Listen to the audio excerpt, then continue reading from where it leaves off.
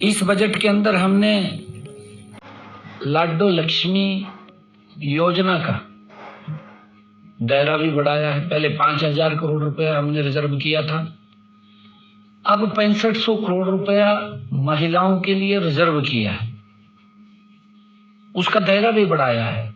बीच में भी हमने दायरा बढ़ाया था कि ऐसी उन महिलाओं को भी इस योजना का लाभ मिलेगा जिनके बच्चों ने 80% से ज्यादा अंक सरकारी स्कूल में पढ़ने वाले 10वीं और 12वीं की क्लास में लिए हैं, प्राप्त किए हैं, या जिन्होंने अपने बच्चों को गंभीर बीमारी से मेहनत करके बाहर निकाला है, उन महिलाओं को भी इसके अंदर जोड़ा था।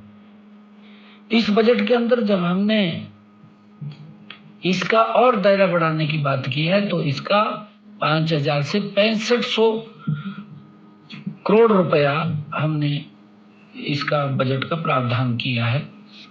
और मैं ये भी कहना चाहता हूं कि आज हमने 15 तरह के जो सामाजिक सुरक्षा पेंशनों के तहत 1,144 करोड़ 55 लाख रुपए की राशि सीधे 35,55,187 लाभार्थियों के खाते में आज डाली गई है। दयालु योजना के तहत मैं जिसकी बात कर रहा था, 7,875 परिवारों को 198 करोड़ 7 लाख रुपए की आर्थिक सहायता आज उनके खाते में भेजने का काम एक बटन दबा करके किया।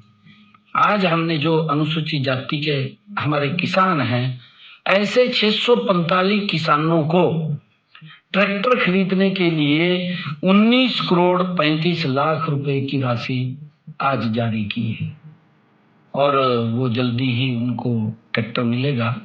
चाबी देने का काम उनको करेंगे। आज ये सब्सिडी जारी की है ताकि वो ट्रैक्टर अपना खरीद सके। पर ट्रैक्टर 3 लाख रुपए उनको दे दें। और मैं ये भी बताना चाहूंगा आज आप लोगों को कि आज हमने विभिन्न 18 योजनाओं के तहत कुल 1,665 करोड़ 25 लाख रुपए सीधे लाभार्थियों के खातों में आज राशि डाली है। राहुल गांधी को जेल में हाथ काटने का समय नहीं है। लोग स्वागत कर रहे हैं उसका।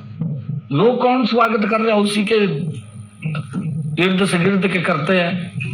परंतु जेब में तो आप तो काट लेना।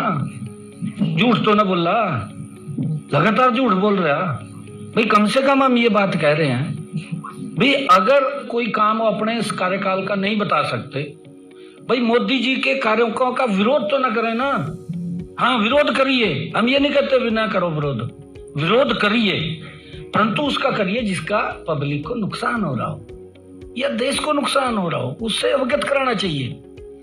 जिससे पब्लिक को लाभ हो रहा है उसी का विरोध कर रहे, फिर ये क्या बात करें इसकी, बताओ। अब ये बड़ा विपक्ष की जो भूमिका है ये बड़ी चिंताजनक है। राहुल आज ही आपके सामने है, जब से आदरणीय मोदी जी के नेतृत्व में सरकार बनी है, हमारे मोदी जी के नेतृत्व वाली सरकार जो हमारे अनुसूचित जाति वर्ग के लोग हैं, किसान हैं, उनकी भी चिंता अगर कोई सरकार कर रही है तो नरेंद्र मोदी की सरकार कर रही है। पड़ोस में पूछ लो, पंजाब के अंदर कांग्रेस की भी रही है, आम आदमी की सरकार है। भाई जो अनुसूचित जाति के किसान हैं उनको ट्रैक्टर के लिए कभी सब्सिडी दी है क्या? पूछना चाहिए। कभी सब्सिडी दी क्या?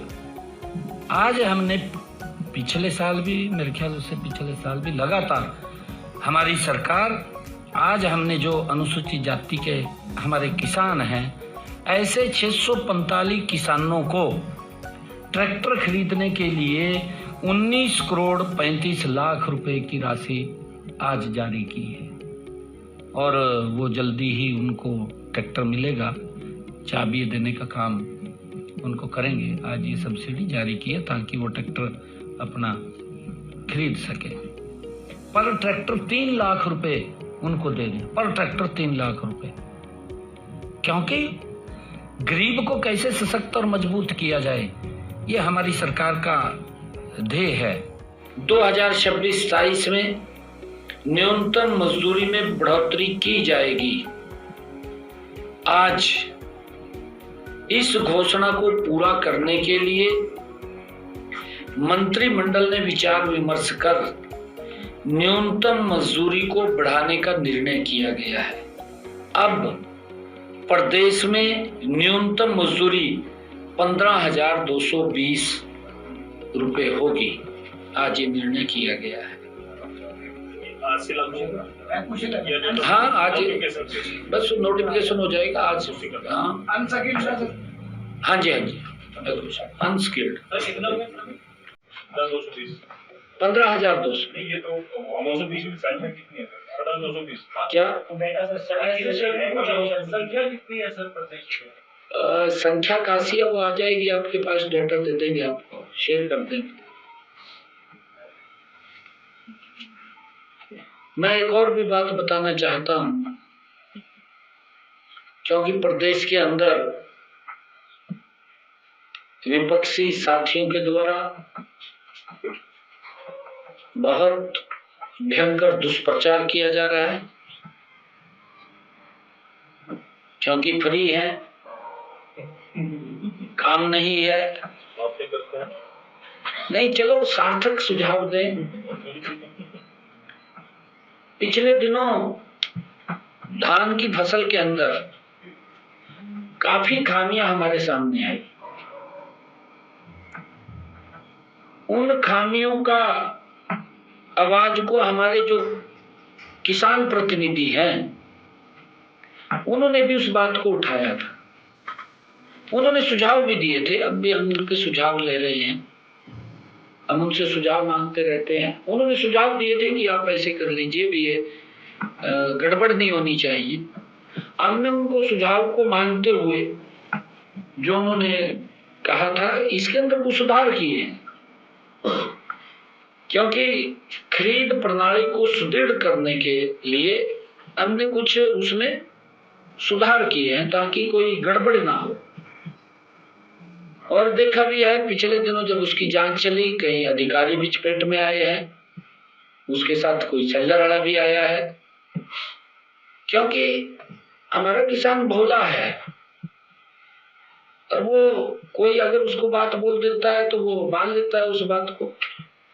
तो हमने इसके अंदर 3 स्तरीय फसल सत्यापन प्रणाली लागू किया गया है, जो हमारी ये फेयर प्राइस शॉप है, उचित मूल्य की दुकानों के लाइसेंस आवंटन में महिलाओं के लिए 33% आरक्षण को रोस्टर प्रणाली के आधार पर लागू किया जाएगा, ये निर्णय किया है।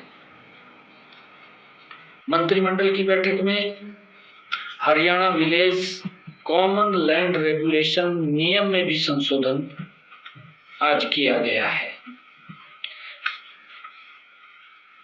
जैसा अब सबको पता है कि नियम में जो संशोधन 1964 में नया नियम 5A जोड़ने को मंजूरी दी गई है।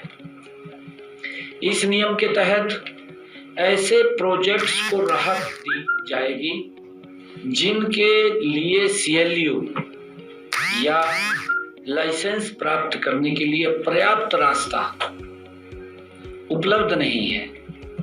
मान ले किसी ने कोई इंडस्ट्रियल कॉलोनी काटनी है या कोई और उसके लिए रास्ता नहीं है, पंचायत भूमि को पंचायत से अगर रास्ता लेना है तो संबंधित व्यक्ति के अनुरोध पर ग्राम पंचायत 3/4 बहुमत या ग्राम सभा 2/3 बहुमत से प्रस्ताव पारित करती है।